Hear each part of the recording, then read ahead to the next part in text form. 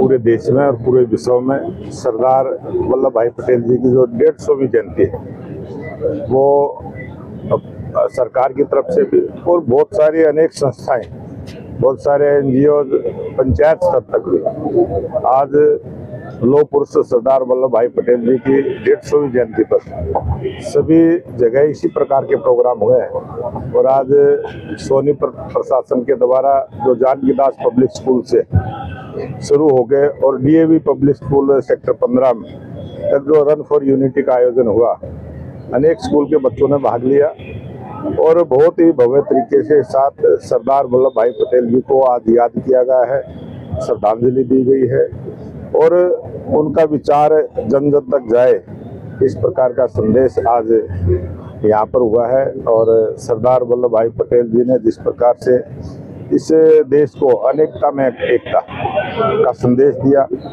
और आज़ादी के बाद जो अंग्रेजों ने जिन रियासतों को स्वतंत्र करने का एक प्रस्ताव दिया था और सरदार वल्लभ भाई पटेल जी ने उन सब जो 565 रियासतें थी, 562 रियासतों को एक करने का काम किया था।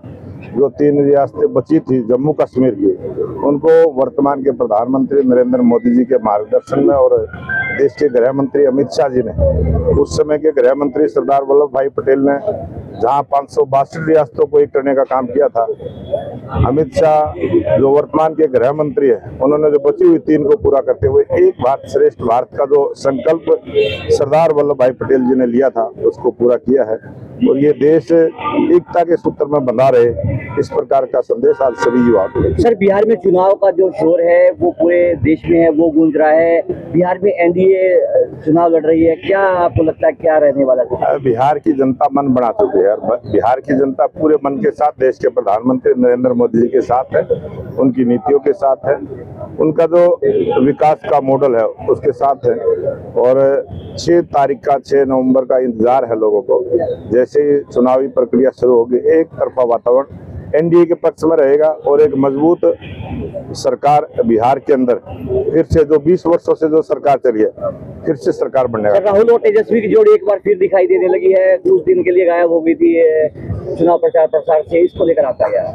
ये अभी 14 तारीख को जब रिजल्ट आएगा फिर गायब हो जाएगी। ये इसी प्रकार का इनका काम है और इनका इंडिया गठबंधन भी इसी प्रकार का है। और जो उनकी विचारधारा है, जिस प्रकार का उन्होंने संदेश दिया है, जिस प्रकार की वो भाषा का प्रयोग करते हैं, देश के लोग उसको पसंद नहीं करते और देश के लोगों को पसंद है तो देश के प्रधानमंत्री नरेंद्र मोदी जी। सर, विपक्ष लगातार आरोप लगा रहा है हरियाणा सरकार पर, जो रोजगार देने थे वो रोजगार है वो नहीं दिए जा रहे हैं, जो नौकरियां देनी थी सरकारी वो नौकरियां नहीं निकाली जा रही है। सीटी को लेकर भी उन्होंने एक प्रचार प्रसार है वो करना शुरू किया कि केवल डिकोस्ला है सरकार का। ये इस प्रकार का आपके चैनलों के माध्यम से, अखबार के माध्यम से बहुत बार सुनने को मिलता है। और अभी भूपेंद्र सिंह हुड्डा ने बयान दिया है ताकि 10,000 नौकरी दे पाए।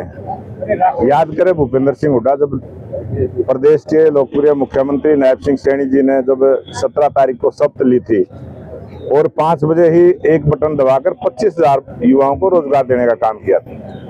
और उसके बाद भी बहुत सारे युवाओं को रोजगार देने का काम किया है। जो हमने अपने संकल्प पत्र में बात कही थी कि 2 लाख सरकारी नौकरी देने का काम करेंगे, उसको भी हमारी सरकार पूरा करेगी। और जो हमने बात कही थी कि 10 IIMT बसाते हुए हम 50 लाख युवाओं को रोजगार देने का काम करेंगे, वो योजना हमारी भी सफल होगी। और 6 IIMT का नोटिफिकेशन हो चुका है। बहुत जल्दी प्रदेश के अंदर हरियाणा प्रदेश से रोजगार देने वाला प्रदेश बनेगा। राहुल गांधी ने कल एक बयान दिया है, वो कह रहे हैं कि इंदिरा गांधी महिला होते हुए अमेरिका से नहीं डरी, लेकिन आज भारत की जो सरकार है वो अमेरिकी जो राष्ट्रपति से डरी हुई है, उसको कैसे देखते हैं? ये राहुल गांधी अमेरिका का प्रवक्ता है, पाकिस्तान का प्रवक्ता है, जो विदेशी ताकतें भारत के खिलाफ बोलती है, ये सब उनका प्रवक्ता के तौर पर काम करता है। ये कोई पार्टी के नेता के रूप में काम नहीं करता। ये विपक्ष के नेता की भूमिका नहीं निभाने का काम करता। ये जो देशद्रोही जो देश है उनके पक्ष में प्रवक्ता के तौर पर काम करता है। ऐसा लगता है कि राहुल गांधी उनका प्रवक्ता बन चुका है।